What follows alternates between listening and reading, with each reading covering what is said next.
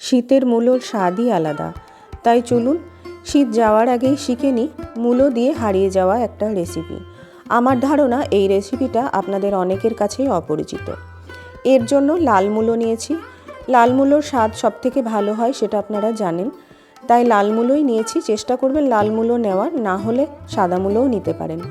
মূলোর খোসা ছাড়িয়ে একটা গ্রেটারের সাহায্যে গ্রেট করে নেব। একটু মোটা ছিদ্রওয়ালা গ্রেটারে গ্রেট করে নিলে ভালো হয়। আমি এখানে দুখানা ছোট মূলো নিয়ে গ্রেট করে নিয়েছি। ঠিক দেখুন এরকম হবে।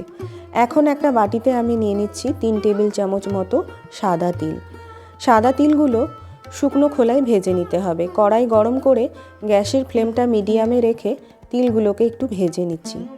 তিলগুলো থেকে যখন সুগন্ধ বেরোবে, কালারটা একটু চেঞ্জ হয়ে যাবে আর ক্রিস্পি হবে, তখন গ্যাসের ফ্লেমটা বন্ধ করে তিলগুলোকে নামিয়ে ঠান্ডা করে নিতে হবে। তিলগুলো ভাজা হয়ে গেছে, আমি নামিয়ে ঠান্ডা করে নিলাম। এখন ওই কড়াইয়ে দিয়ে দিচ্ছি 2 চামচ সর্ষের তেল। ফোড়নে দিলাম একটা শুকনো লঙ্কা আর হাফ চামচ মতো মৌরি। ফোড়ন থেকে সুগন্ধ বেরোলে পুড়িয়ে রাখা মূলোটা দিয়ে দিচ্ছি। অনেকেই মূলোর উগ্র গন্ধটা পছন্দ করেন না, তারা চাইলে মূলোর রসটা চিপে এর মধ্যে দিয়ে দিতে পারেন। মূলোটাকে মিনিট 2 মতো মিডিয়াম ফ্লেমে ভেজে নেব। ভাজা হয়ে গেছে। এখন এর মধ্যে দিয়ে দিচ্ছি সামান্য একটু হলুদ আর দিয়ে দিচ্ছি পরিমাণ মতো নুন। নুন আর হলুদ দেওয়ার পরেও মূলোটাকে একটুখানি ভেজে নিতে হবে। মূলোর থেকে নুন দেওয়ার জন্য একটু জল ছেড়ে আসবে।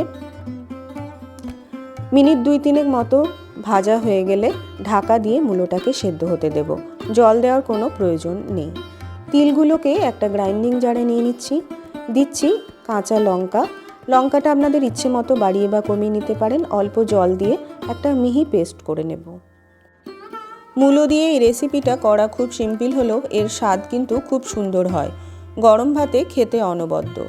মূলোটা সেদ্ধ হয়ে গেছে, মূলোর থেকে জলও শুকিয়ে গেছে। এখন বেটে রাখা তিলটা দিয়ে দিলাম আর দিচ্ছি মিক্সির জার ধোয়া একটুখানি জল। গ্যাসের ফ্লেমটা হাইতে করে দিয়ে খুব ভালো করে ভেজে নিতে হবে। এখন এর মধ্যে দিয়ে দিচ্ছি কয়েকটা চেরা কাঁচা লঙ্কা। এই রেসিপিটা একটু ঝাল ঝাল হলে খেতে ভালো লাগে, তবে লঙ্কাটা আপনাদের স্বাদ অনুসারে অবশ্যই দেবেন। এই রেসিপিটা গরম ভাতে খেতে ভীষণই ভালো লাগে। মিনিট 5 সময় দিলেই রেসিপিটা তৈরি হয়ে যায়। তাই আমার অনুরোধ, এই রেসিপিটা অবশ্যই বাড়িতে একবার এই শীতে ট্রাই করবেন। আর কেমন হলো আমাকে কমেন্টে জানাতে ভুলবেন না। বেশ কিছুটা সময় নিয়ে ভেজে নেওয়ার পর যখন প্যান থেকে ছেড়ে আসবে, তখন নামিয়ে নিয়ে গরম ভাতে পরিবেশন করুন। আজকের রেসিপিটা ভালো লাগলে একটা লাইক আর শেয়ার করার অনুরোধ করব। আর নতুন বন্ধুদের অনুরোধ করব চ্যানেলটি সাবস্ক্রাইব করে পাশে থাকার। দেখা হবে নতুন আরও একটি পর্বে। ভালো থাকবেন, সুস্থ থাকবেন। ধন্যবাদ।